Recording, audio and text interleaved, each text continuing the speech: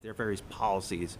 Do you think that will make your inflation fight tougher? It depends, honestly. And so one of the things that you can see in any administration that comes in, doesn't matter, you look over time, our history, when a new administration comes in, they always come in with a slate of programs and policies.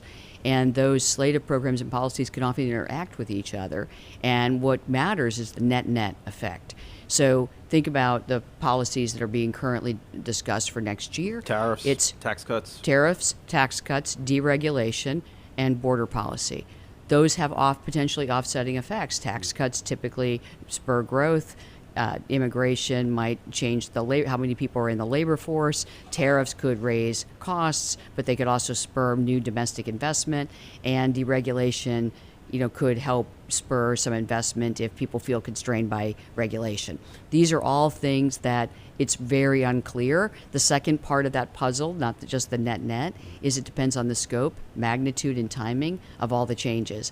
I mean, if the changes are drawn out over a 4-year period, they're much more muted effects than if they all happen like a light switch. But policy rarely changes like a light switch. Is it do you anticipate it will be difficult to be data dependent?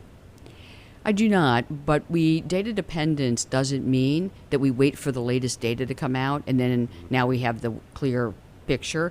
Data dependence means we are maybe we should change the phrase from data dependence, because people think of the data means a specific thing, to information dependent.